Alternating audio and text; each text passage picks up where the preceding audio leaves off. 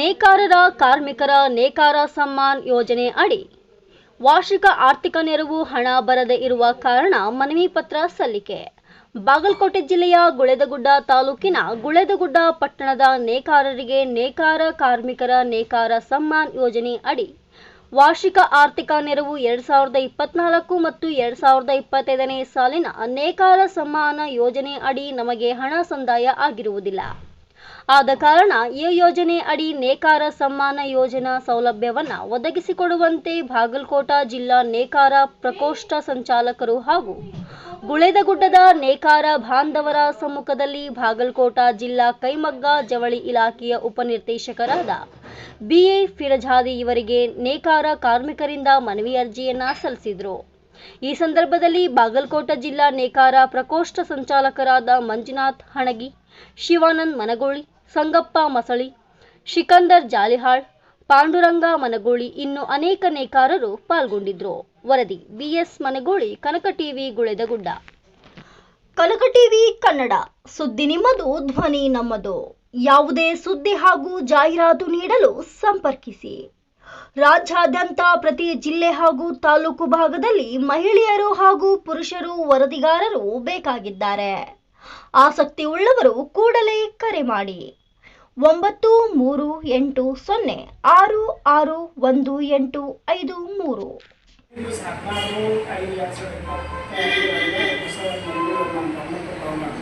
ಯೋಜನೆಯಿಂದ ವಂಚಿತರಾದವ್ರಿಗೆ ಒಂದಿಷ್ಟು ಮಾಹಿತಿ ಅದ ನಮಗೆ.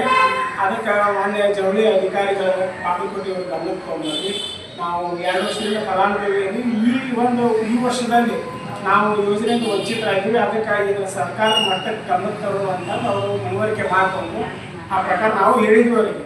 ನೋಡ್ರಿ, ಎಲ್ಲರೂ ಮಾಹಿತಿ ಕಲೆ ಹಾಕ್ಕೊಂಡು ಸರ್ಕಾರ ಗಮನಕ್ಕೆ ತೊಗೊಂಬರು.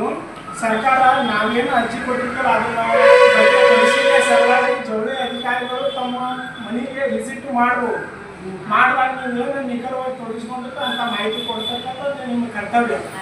ಆದ ಕಾರಣ ಸರ್ಕಾರದ ಹಣ ಸದ್ಬಳಕೆ ಮಾಡ್ಕೋಬೇಕಂತ ನಮ್ಮೆಲ್ಲ ಕರ್ತವ್ಯ. ಆದ ಕಾರಣ ಇವತ್ತಿನ ದಿನ ನಾವೇನು ಜವಳಿ ಇಲಾಖೆಗೆ ಹೋಗೋ ಪೂರ್ವದಲ್ಲೇ ಒಂದು ಸಭೆ ಮಾಡುವಂಥ ಮನಗೋಳಿವರೆಗೂ ಹೇಳಿದ್ವಿ ನಾವು. ಆ ಪ್ರಕಾರ ಇವತ್ತಿನ ದಿವಸ ಇವ್ರು ಕೊಡಿವಿ ಹೋಗ್ಯಾಟ ಜವಳಿ ಇಲಾಖೆಗೆ ಈ ಒಂದು ಮನವಿ ಅರ್ಜಿ ಕೊಡೋದು. ಆಯ್ತಾ? ಏನು ಮನವಿ ಕೊಡೋದು? ಮನವಿ ಕೊಡಬೇಕು ಸಾಹೇಬ್.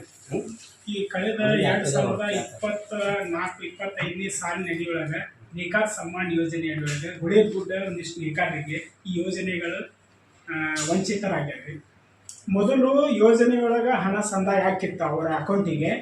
ಕಳೆದ 2024-25ನೇ ಸಾಲಿನೊಳಗೆ ಅವರಿಗೆ ಹಣ ಸಂದಾಯ ಆಗಿಲ್ಲ. ಆದ ಕಾರಣ ಪರಿಶೀಲಿಸಿ ಈ ಒಂದು ಸರ್ಕಾರದ ಯೋಜನೆಯೊಳಗೆ ಅವರು ಬರುವಂಗೆ ಈ ಪರಿಶೀಲಿಸಿ ಆ ಯೋಜನೆ ಕಲ್ಪಿಸ್ಕೊಡ್ಬೇಕಂತಂದು ತಮ್ಮ ಎಲ್ಲ ಗುಳೇದಗುಡ್ಡ ನೇಕಾರ ಮೂಲಕ ತಮಗೆ ವಿನಂತಿ ಮಾಡ್ಕೊಡ್ತೀವಿ. ಮತ್ತೊಂದು ಸರ್, ನೇಕಾರದ್ದು ಆರ್ಥಿಕ ಪರಿಸ್ಥಿತಿ ಕರ್ನಾಟಕದೊಳಗೆ ಬಾಗಲಕೋಟೆ ಜಿಲ್ಲೆದು ಭಾಳ ಹತ್ತತ್ರ ಇತ್ತು. ಬೆಂಗಳೂರಿಗೆ ಮತ್ತು ಬಾಗಲಕೋಟೆ ಜಿಲ್ಲೆಗೆ ವ್ಯತ್ಯಾಸಗಳು ಭಾಳ ಅದಾವೆ. ಬೆಂಗಳೂರು ನಗರದೊಳಗೆ 5 ಲಕ್ಷ ರೂಪಾಯಿ ಇನ್ವೆಸ್ಟ್ಮೆಂಟ್ ಮಾಡಿ ಒಂದು ಮಗನ ನಡೆಸುವಂಥ ಯೋಜನೆಗಳದಾವೆ. ಆದರೆ ಬಾಗಲಕೋಟೆ ಜಿಲ್ಲೆಯೊಳಗೆ 50,000 ರೂಪಾಯಿದೊಳಗೆ ಒಂದು ಮಗ ನಡೆಸ್ತಾರೆ. ಆದ ಕಾರಣ ತಾವು ಜವಳಿ ಸಚಿವರಿಗೆ ಈ ವಿಷಯ ಬಾಗಲಕೋಟೆ ಜಿಲ್ಲೆಯೊಳಗೆ ಭಾಳ ಪರಿಸ್ಥಿತಿ ನೇಕಾರದ ಅತಂತ್ರ ಆಗ್ಯಾವು. ಸರಣಿ ಆತ್ಮಹತ್ಯೆಗಳಾಗತ್ತವು.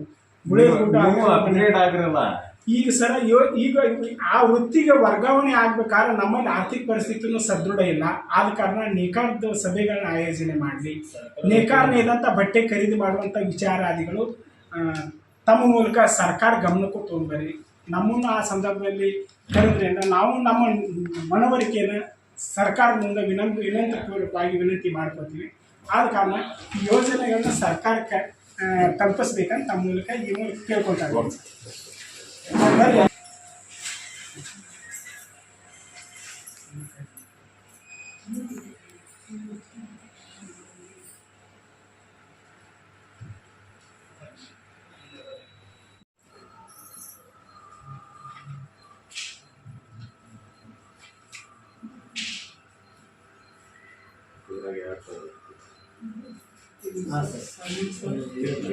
कितने कितने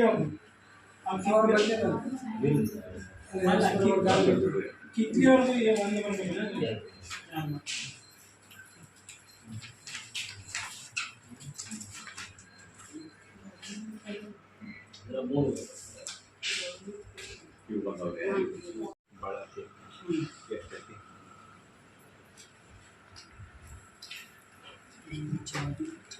ಬಳಕೆ ವಿದ್ಯುತ್ ಬಳಕೆ ಏನು ನೋಡ್ರಿ 89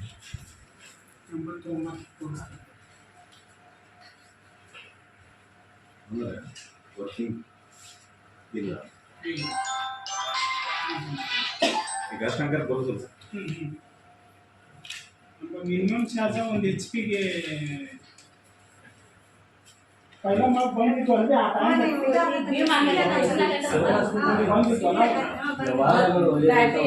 ಈಗ ವ್ಯವಹಾರ ಒಂದು 3 ತಿಂಗಳ ಕಳೆದಿತ್ತಪ್ಪ ವ್ಯಾಪಾರ ಇಲ್ಲ ಆ ಕಣಕ್ಕೆ